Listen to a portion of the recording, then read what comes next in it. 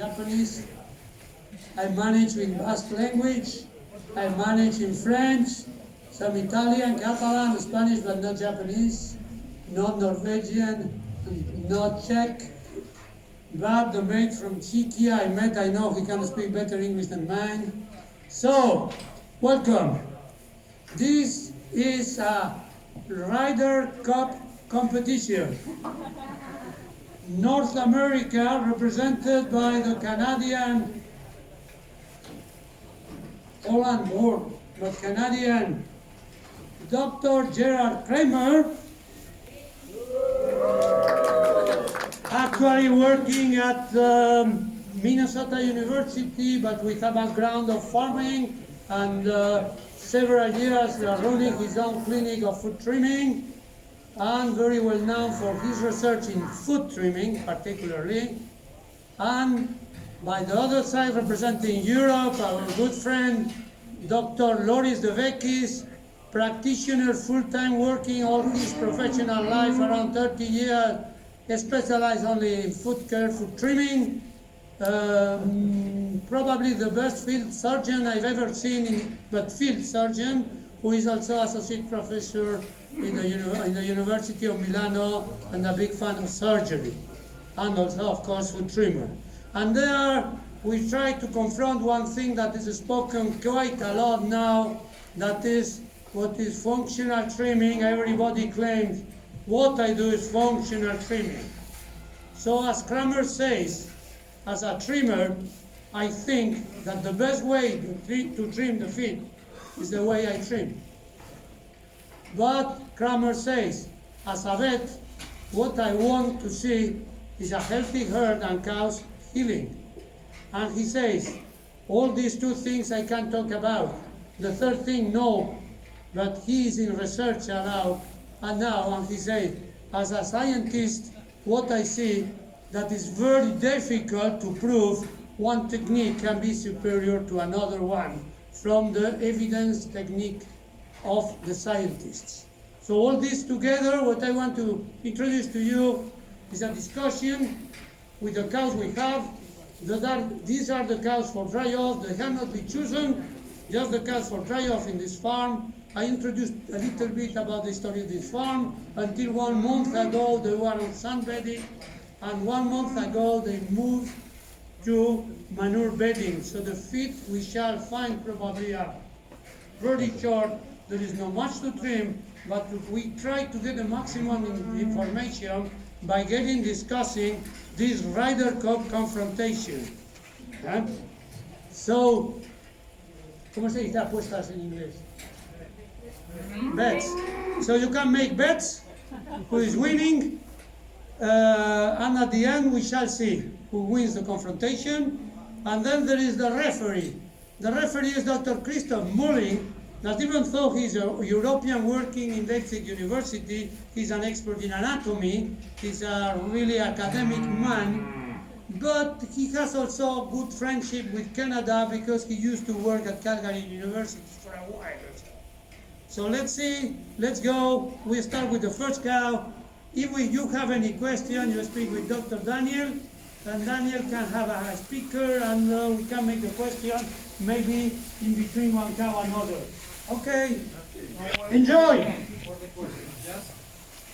Like this, and you can speak by your mouth. There are 3 things, so there are 3 things.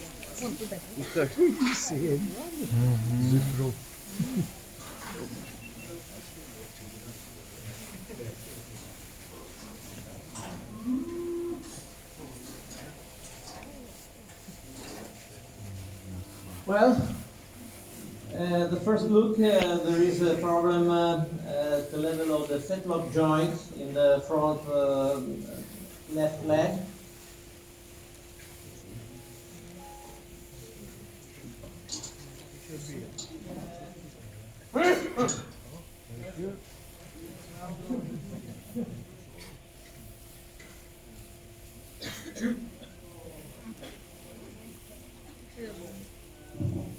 Seems to be for an increase of synovial fluid.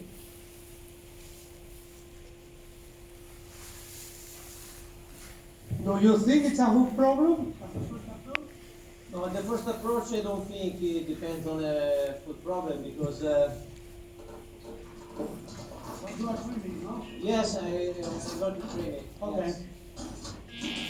I don't know if it is lame or not because there was I had not the possibility to look the cow walking. We can do when she goes out and then. This is one of the problems. I am sure that in tomorrow's sessions and so on, that is happening to us commercial trimmers, no matter we are vets or specialists, that many times we lack of anamnesis. We only know, if lucky, what the farmer tells to us. She's lame front, she's lame left, because usually in these races it's very difficult to locomotion score this animal, not to score but just make a certain anamnesis. Many times, with experience, just by seeing how the cow works, you can imagine what is the problem. But most of the times, this part of the work, of the medical work, we are missing. We have the cow in the crutch, and we don't know very well what is going on. Okay. I started trimming. What can I? The first approach. We have an outer claw that is there's a correct length, about 7.5, and an inner claw a little longer. I should short this one. Then I will continue according to the rules of Dutch method of functional training.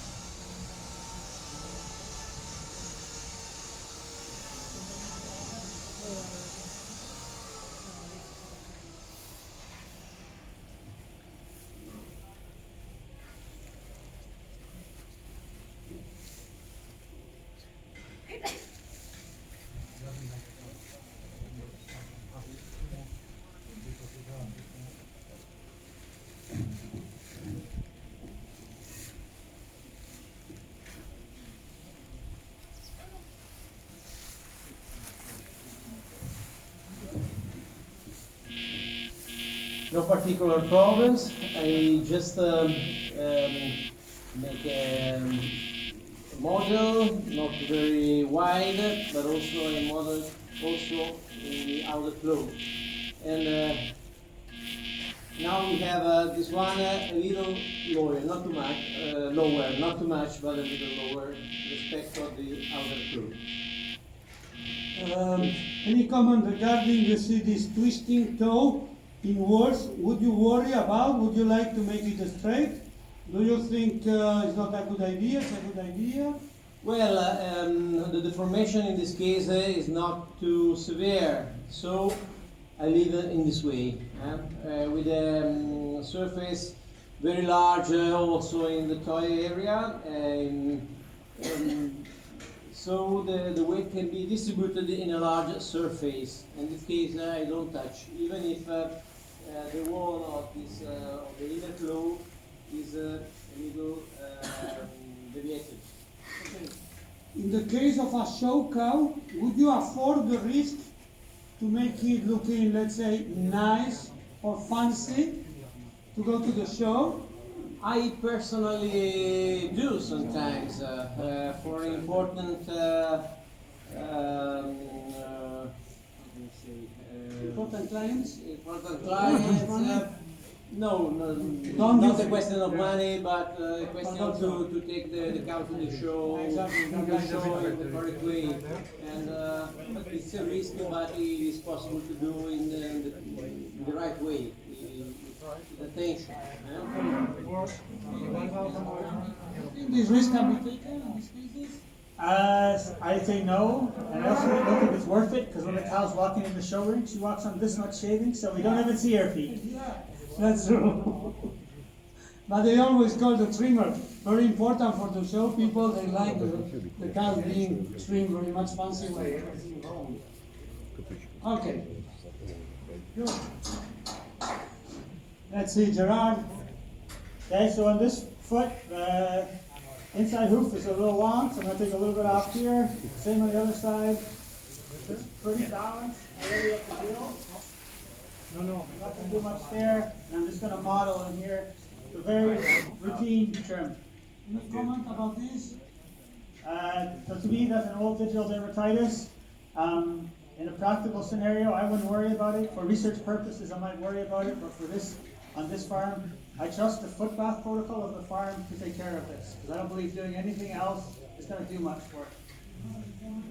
Digital dermatitis, the best friend of Carlo Montanaro. Oh, it seems to be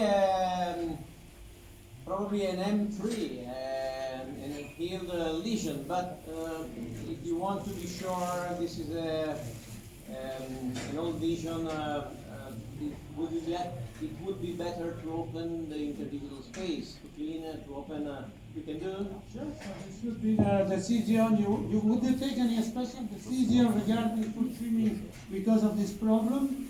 So my treatment is exactly what Loris just did, or my diagnostic test is I run my finger in here to see if the cow is painful and reacts.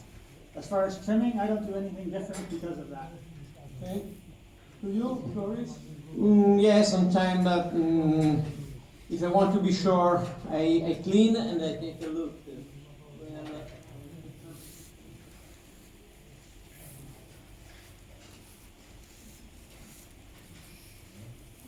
Would you do that now or when you finish? At the beginning, yeah. No? No, but it seems to be an old lesion with a M3. Do you find sometimes these lesions in the outside that have an active focus just in the digital space? Yes. So this one actually here, if you open it up a little, there's a little bit of ulceration right in there, so it's like an 4.1. But we can't do anything about it in this scenario. So I still work to rely on the foot bath program of the farm to take care of it. Don't you think that maybe some topic antibiotic just in the point of the lesion could help? Makes you feel better. Oh, yeah, if it is necessary, yes, we put inside. In this case, no. Okay, No, because it is. perfect. You know, We trim? Yes. Go on.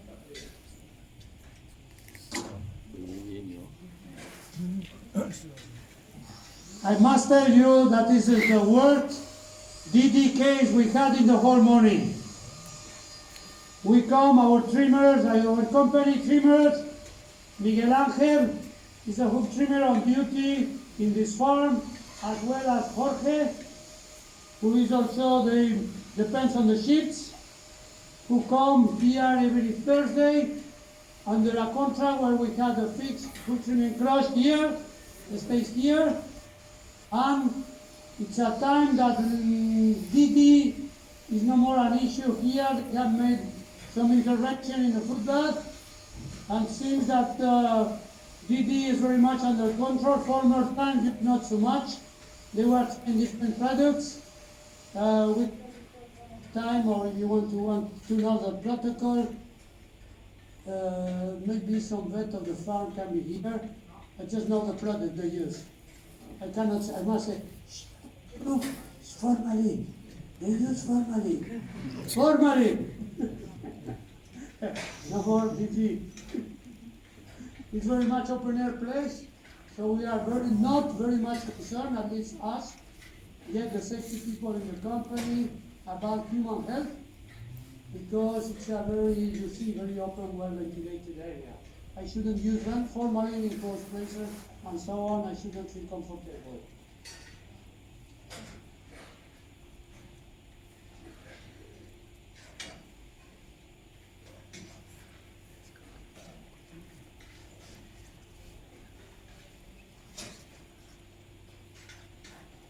Do Italian farmers use very much formalin, or now they are come back to formalin because is effective in many conditions, and because traditionally they already used in the past, and so they think formalin is one of the best. And you, what do you think? Oh, it's good, and we have a product approved by laws, but in many farms, because where they have workers, they prefer not to use, because all the what do they have the health what do issues. they use? Yeah, this farm also. This is a company. This farm is owned by a company, and this company has quite a strict rules on labor safety. And this was the main issue in a moment. But finally, they made an assessment, and they saw that really it is really cost effective. And by the other hand, under these farm use conditions, the risk was low. And me personally, I can say I took an active task in saying I do not think there is a high risk in this case. Especially now with automatic food baths, there are in Spain more and more big farms where it's quite easy to put a safe place where to grow the formalin. But of course, regulations are more and more strict. Let's see. Dr. Mullin.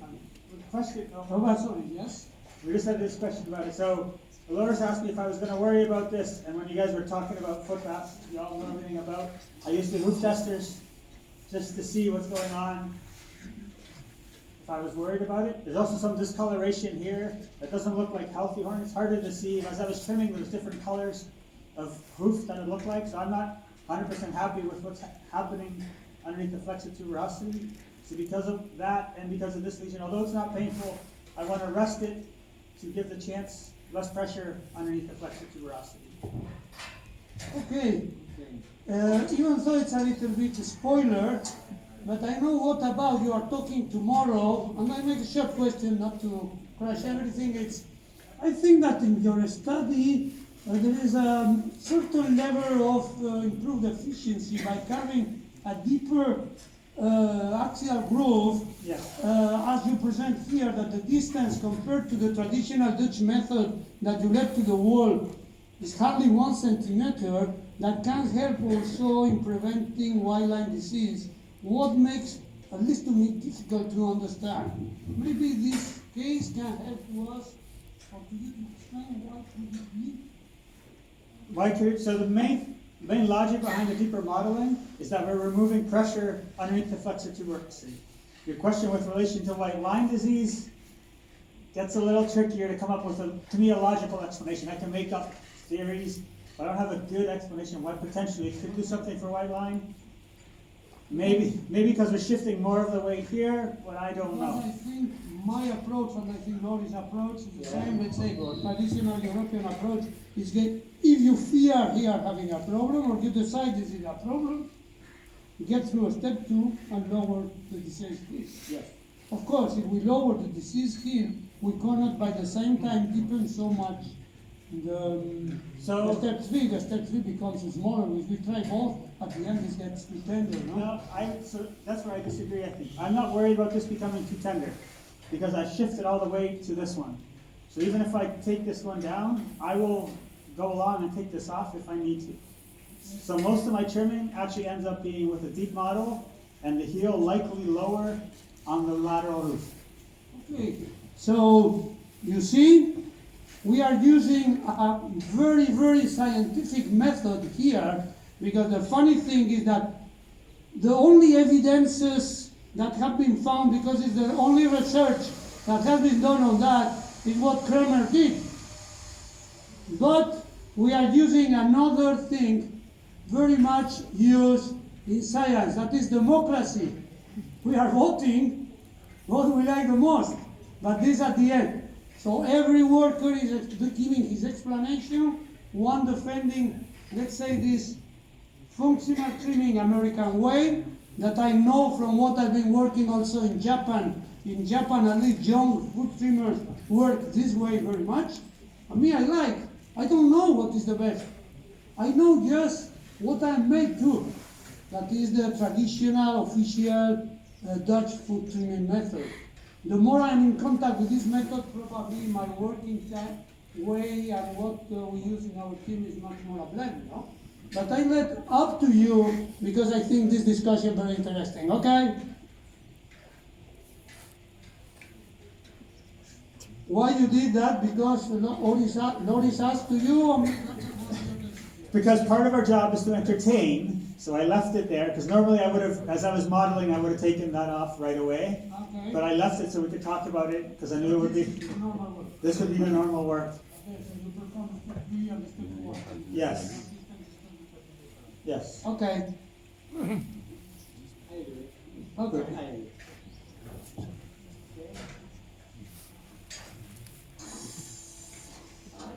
Spidsen ser jo selv, som han gjorde. Det er det, de gør jo. Ja. For at ramme.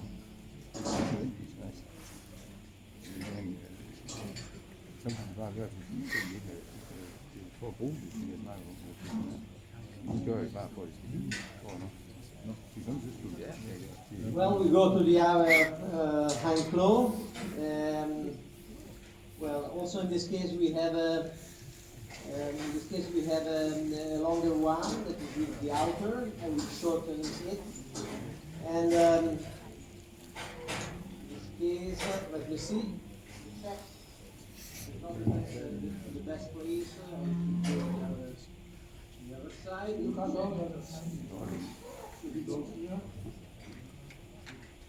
This is the right position to observe the 8 of the 2 claws. We have an outer claw higher than the inner claw. Use it. So, during training, I will lower the outer claw and I won't touch the heel of the inner claw. Working with the grinder in front position with experience, it's not necessary to go on the side of the claw. So you can see also when you have the claws in front. Sale una vista aquí. Una vista de aquí. Yeah. So, now more and more, with the modern hoof trimming system, is no more efficient and can become dangerous working the traditional Dutch way, that is the same way that horses are shown. That you get to this position, that was, Lori was saying, that to a well-trained worker, this kind of position can give a quite realistic approach of what's going on. For instance, by watching from here, we clearly see a much bigger volume here than here. And we also can see that this is not really stable. It is higher at the wall side than the axial side, is it? Yes, the lateral wall of the inner claw is a little higher, and so we have an inclination of the surface. We don't have, if it's possible, also change the inclination of the surface. So for a well-trained worker, a professional or even a farm worker well-trained and with a good follow-up, he can have an enough approach and using another thing that is interesting, that is common sense, getting through a quite reasonable foot trimming, provided always primum non nocere. Do not create pain. This is the most important thing in foot trimming or in any medical activity. Okay, we go. Well, I said the length is normal, is correct. The thickness of the toy is very low, 1 millimeter, so we don't have to lower this part of the claw. You think this is 1 millimeter thick? Yes, here. But not the sole, no? No, not the sole 1 millimeter. Yeah. The toy. Okay. This tells us we don't have to lower Yeah. the toy. I think this one is hard enough. No? Yeah, I won't touch. Okay. No, because we had a few cows that had quite thin soles.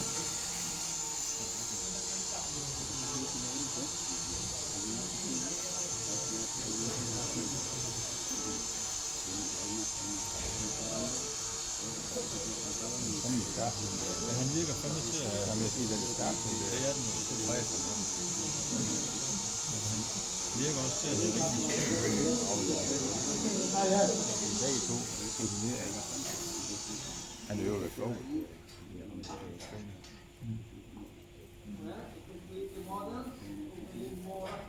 Okay.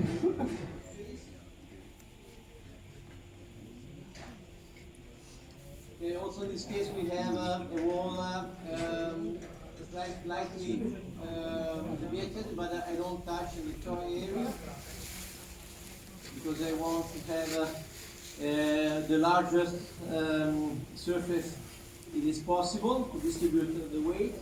When you work this way, do farmers accept it? Don't farmers ask to you, you should make it round and nice looking?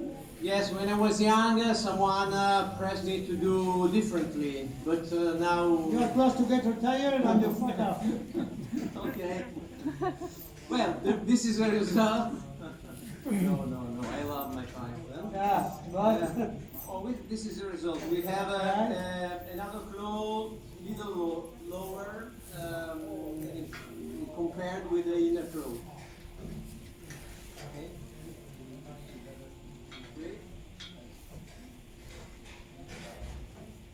Okay, and we have also good thickness of the sole. I would like to compare, for this bet, to see who is winning. Please compare both approaches. Shouldn't I say what I'm saying because it's positioning a little bit? I find both are working functional. But just watch the difference. Apart here there was a separation. Shape of the step 3, this is much more typical Dutch, let's say Dutch method.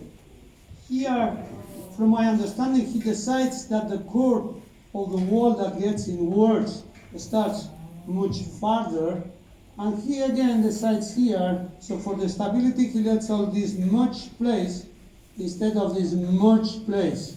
And I would ask Dr. Mulling, our anatomy expert, our referee, say some words. So you asked me to be politically incorrect. So, but I mean, what we do in my group is biomechanical research during locomotion, so kinematics. And from this point of view, I would prefer definitely having a longer inner wall, in weight loaded, if there is no loose horn. I mean, that entirely changes the situation. So here we have a solid connection, so we should use all the inner wall for weight bearing, for getting loaded, whereas here we had some loose, some separation, and then we have to replace it because it's not going to transfer weight to the suspensory system of the wall anyways. Okay, so Both approaches make sense, and I like that they are both not looking at beauty, they're looking at functionality, which from a biomechanical point of view is the important thing. okay. So don't do too much cosmetic trimming, even if your client asks you to do. Maybe for the show card, but then you don't see it anymore. From the purely, let's say, anatomic, not biomechanic, the fact of when the wall starts to sink there and disappears, provided that our aim is not touching at the wall because it needs a support, in which point the wall starts to dig down. It's here, it's here, it's here. I don't think the camera can catch it, but you can actually see it here. This is where the wall ends, and you have only very short lamellae. So even if we would load this, there would be no suspension, no transfer of forces. So it's pointless beyond this point to maintain the wall. Okay. And here again, probably this, sorry. Probably this part, the wall was already here, no? When we can see the white line? Yeah, well, but there was a separation, if I remember correctly, so there was no firm connection, and then it made sense to remove it. For me, it's one of the main differences I see between both methods.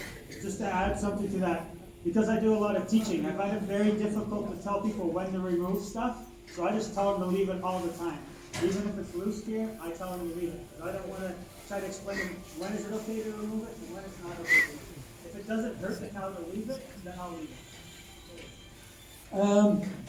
I read somewhere and I liked it, and I call this method the egg method because it looks very much like an egg compared to what we are made. Okay, thank you. Okay, I have a question. Yes, sure. Hello, I am from Czech Republic. I have a question about the modulation. So wait a minute. There is a question. Yes. Okay, many teams are doing the modulation by knives. Yeah, okay. And other teams are doing by ginger. What is better for you, I think, when you compare modulation by knife and by mechanics of ginger? So I use the grinder and I use the knife. I think to get farther, like to get to the softness that I want, I need to use my knife. So I think we need to use both in that scenario. But that's the reason we didn't talk about it, but we can show it on the camera. I use a special wheel so I can do as much modeling as I can with my wheel. And I also use a smaller blade than Loris because I'm always afraid of getting into the toe triangle here.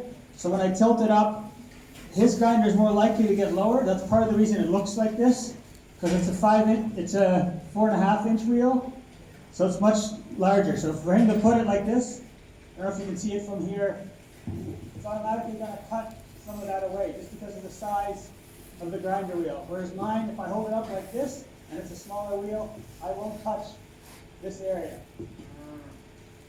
So I use both the grinder and the knives. Yes, I agree with Gerard. It depends on the tool you use, on the kind of disc. And but I think also that if you want to complete better the model, it's good to use a knife. A private question, Loris. For how many years you were working all with knives? No grinder? Well, I started 30 years ago to do this job, and I've been working for 15 years with pincers and knives. It was a sport, it was. I couldn't drink, I couldn't eat too much, I have to be fit. Well, Have you ever worked only with knives? Yes, so tomorrow I'm actually going to show you the evolution of my trimming because I have pictures from when I started. Okay. Not me, I guess. Me, I was an heterodox. I remember I went to Denmark, not to Holland, and there everything was already done with machines. I am a small man, I like so much, I am nervous, I could trim. I don't know if good or bad. With time I tried to do better, but I was very proud of my grinder.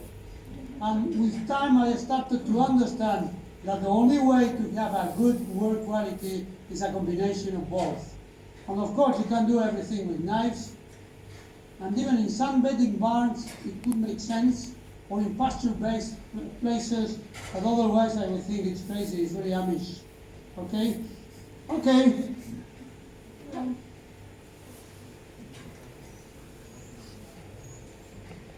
So,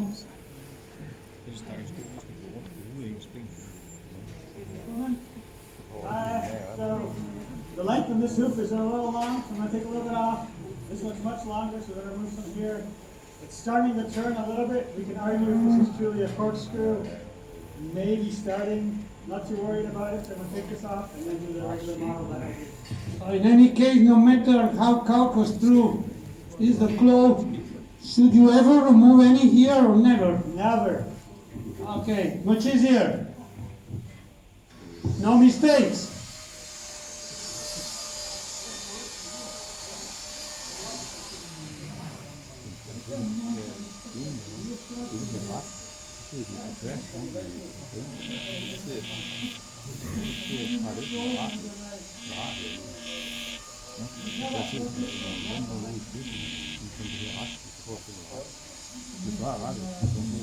Adrián, no se escucha nada. Tid før man kunne se igennem flag, men det kan det lande. Det tror jeg, det giver på den, men der er hullet i det. Ja.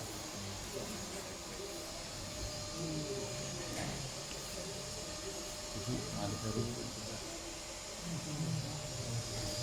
Mange må i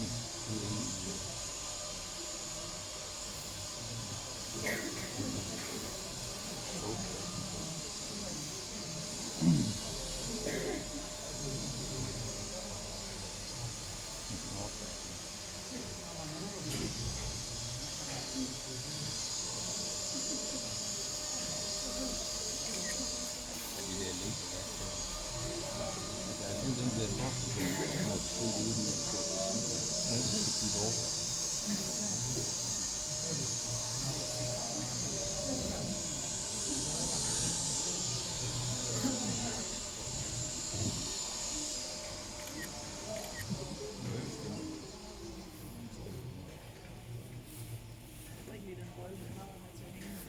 Nej, kan det ikke.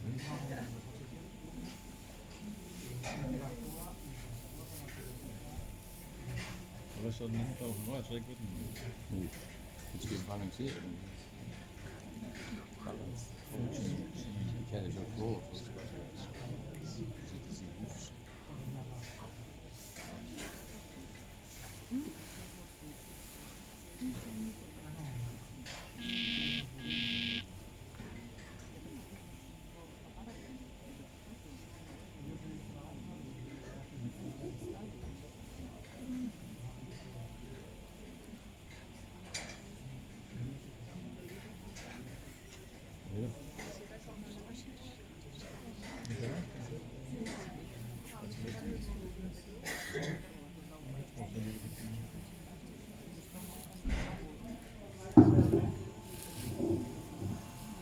It's been a long day, right? So this is the concluded trim. I don't know if you saw the picture, but equal lengths, bounced across the heel. Quite aggressive model in here. There's a little ridge in here that I try to remove. So that's what I work towards, trying to get this all smooth inside here. So the interdigital space is then open and foot bath solution can get inside it. That's all I would do. There's a little bit of fissures right here. I'm not worried about it.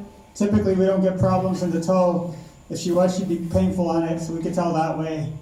So this is all I would do. I took a little bit off here because there was some length and thickness. So I just tried to get the angle a little bit straighter because it was turned in towards the axial side. So I took a little bit off the abaxial wall just to try and straighten it out. Any comment on it? No, good. Okay. I think the comment made by Gerard has been only made in this group, that the tool you use conditionates the work you make, or to get a certain work made, you should use one tool or other. It's something I felt the first time I got in contact with this method.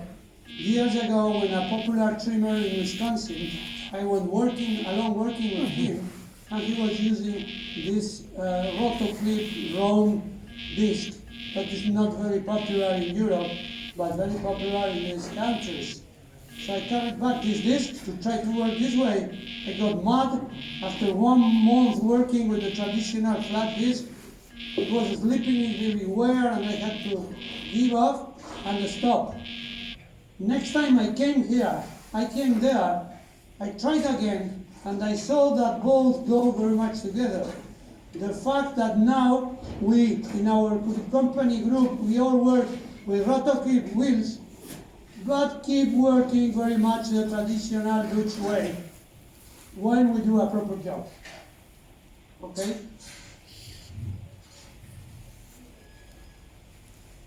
To use this rotoclip disc, you need a very, very safe and high restraint. Cannot be done with any crush, any shot. It's very aggressive. And then also the foot position can be important. And well restrained and quite open, because I don't know if you have noticed in the movie, it's quite thick. So if the feet are very much together because they are pressed underneath, it's not so easy to get through. Anyway, keep sharp knives. And don't forget that the good knife is the old one, not the new one. Narrow. That can make a nice surgery, not damaging the cow.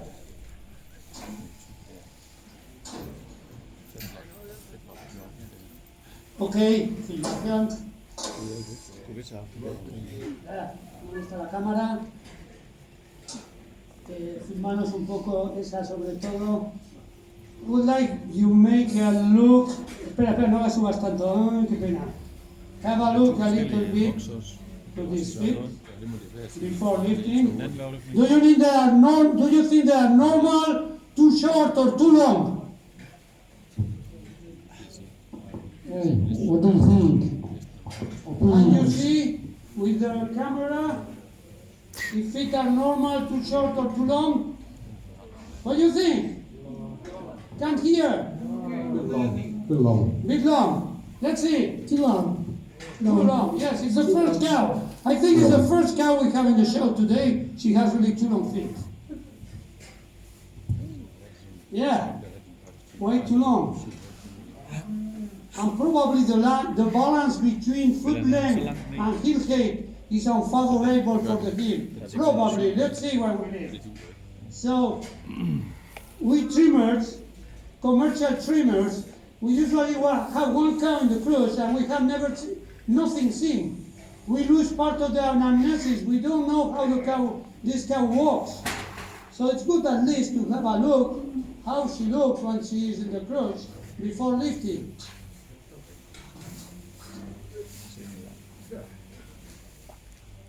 Ja, men